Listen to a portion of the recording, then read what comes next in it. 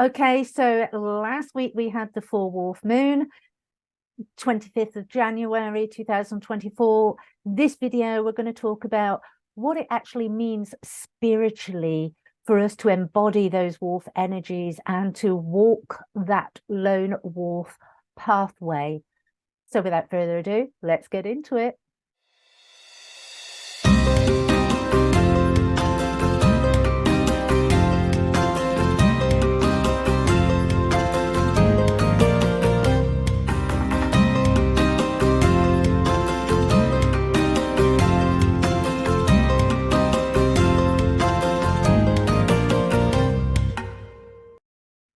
Hi, and welcome to Oak Lore Duir. For those of you that don't know me, my name is Claire Attio, and we're looking at how to embody the wolf energies. What does it actually mean to walk in the energies of the wolf, to embody those energies?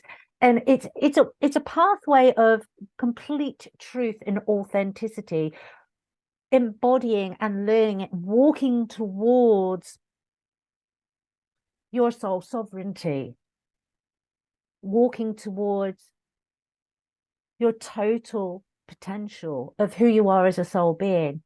And it's not an easy walk. We've got these energies with us for a month, and you can really start to pull into that. It's not called lone wolf for nothing. It can get lonely, and there's lots of transitions and transformations and ascensions within that path. And it's a progression. It's not something you do once and then you've done it.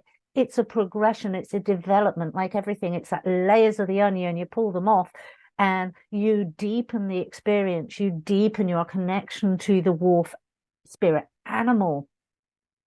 It's a time when you actually look at what you truly, deeply want, what resonates with you, and what is going on in your life that doesn't function, the people that are in your life that you don't resonate with. And that's why it's called the lonely wolf, because you will start to walk away from societal programming. You will walk away from some family programming.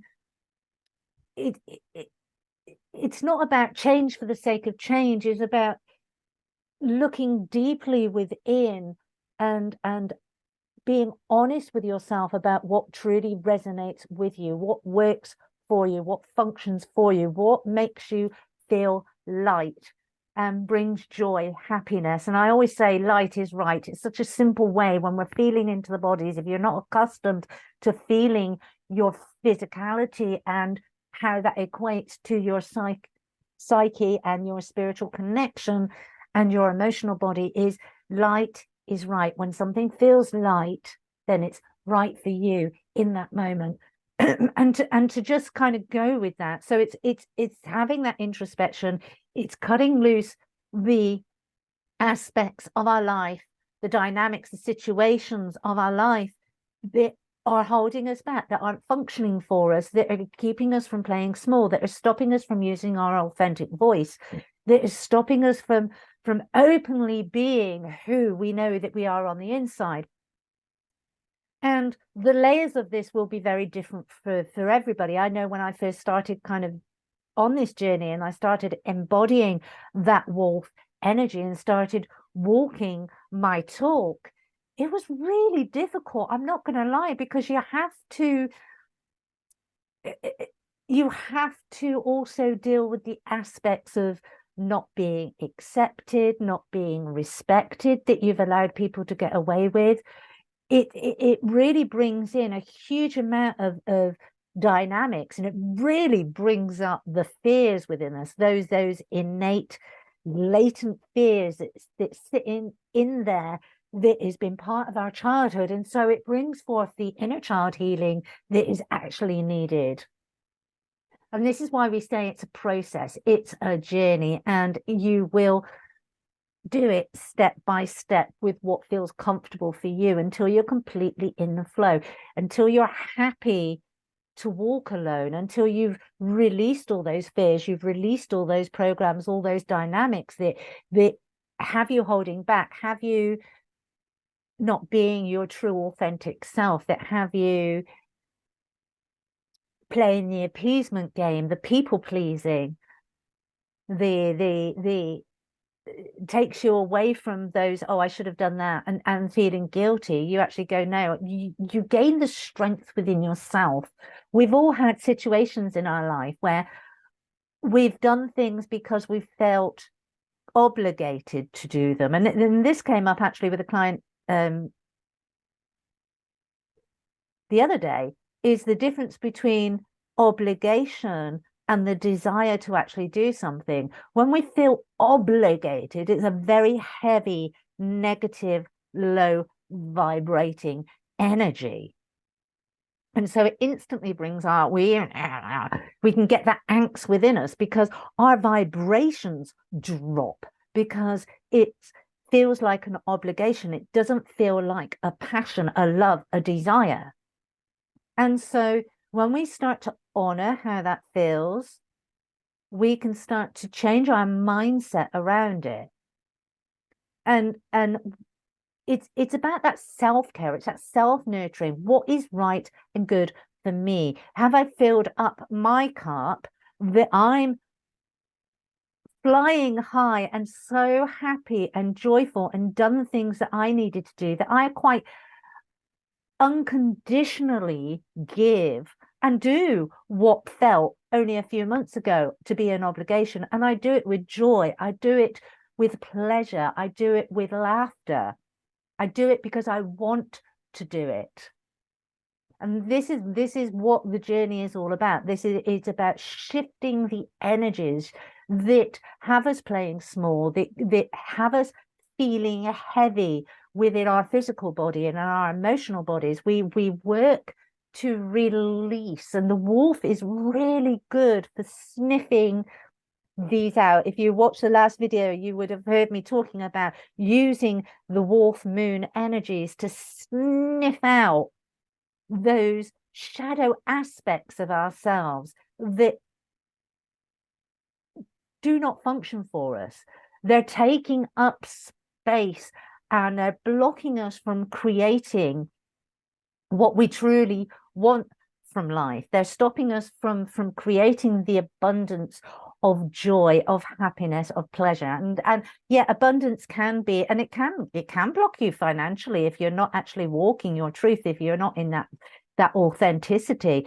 But abundance is not about money. Abundance is about vibrations, and the higher the vibrations, the more you get into the flow. You're walking towards your north node. The more you walk into your north node, the more abundance comes in, because you're aligned. You're doing what you came here to do.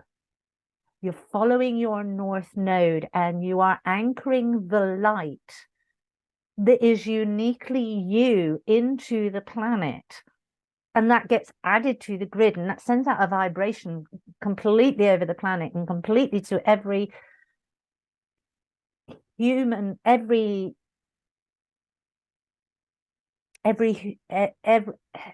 sentient being that is living on this planet. And it sends out a vibration into the ethers as well. It's letting the universe know, yes, they're doing the work. She's walking the path. He's walking the path. Okay, we can go to the next stage. We can go to the next stage. It's a phenomenal opportunity to really home in on you, to provide yourself with that self-care, that self-love, to do the healing that is needed, that you are ready for now, and to continue doing the healing. The one beautiful thing about the lone wolf that I absolutely adore is when you're a lone wolf, a natural instinct of a lone wolf is to survey the parameters of their boundaries, of where their territory. And that can be looked as a negative aspect. Oh, no, don't step on my territory. But if you, that is very much a human perspective. When you take it out of that context and you actually put it into the context of the wolf, they are checking their boundaries. They are looking in on themselves. Are they safe? Are those boundaries correct? And it's a magical opportunity that, especially part of the spiritual journey, is building those boundaries for yourself, putting up those boundaries, and being in that lone wolf energy. When you're surveying your boundaries, you can ask yourself the question, okay, do these boundaries still need to be in place? Were those boundaries that got put up because of a fear that I was carrying, that I was running, that I am no longer running? Did those boundaries get put up because I needed to shut people out of my life because they weren't vibrating an energy that they were trying to pull me back into who I was and not helping me push forward into who I want to be?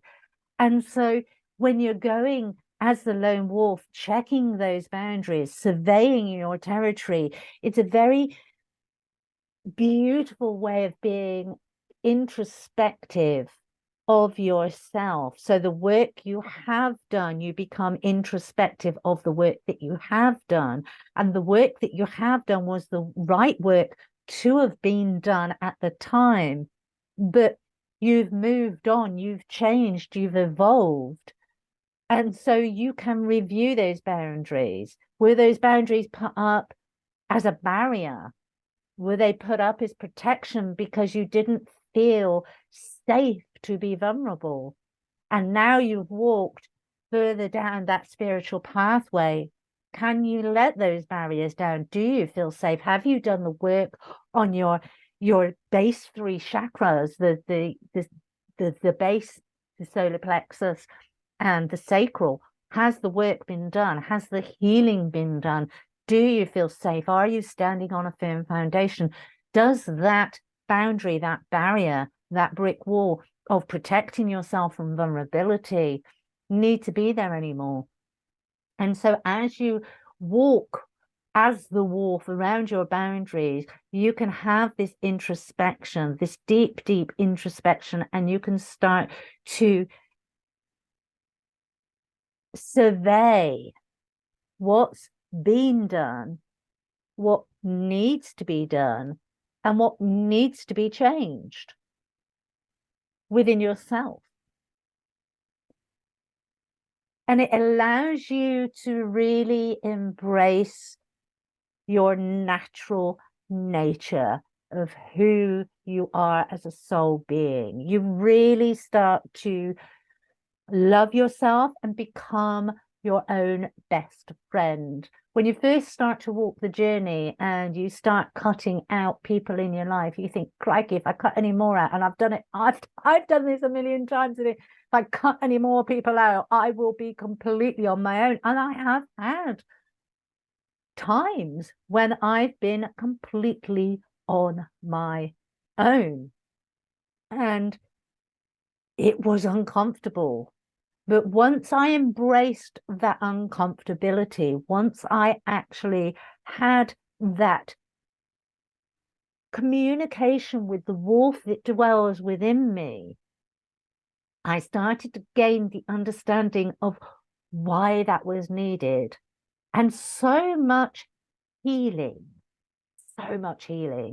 can take place when we do not have any other distractions, when we are that lone wolf, when we are sat on our own in hermit mode, in isolation, thinking, my God, am I ever going to have any friends? Am I ever going to meet my soul tribe?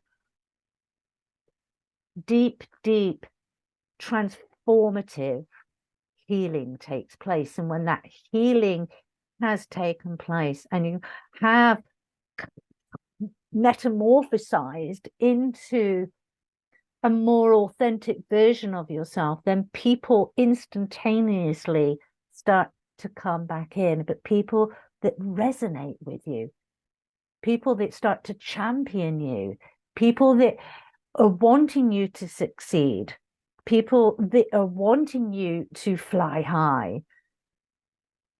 These are people that resonate. These are other people that have also gone through that experience. So yeah, it does get very lonely. And this is why a lot of people will not take themselves and sit in that stillness, sit in that silence and take the bull by the horns, as it were, to cut out what they know doesn't function. So many of us, because it's easier, because it's to take and walk the lone wolf path takes a lot of courage, takes a lot of strength. Now, that's not to say that the people that don't do it don't have the courage, but they haven't yet tapped into that deep desire for change within them.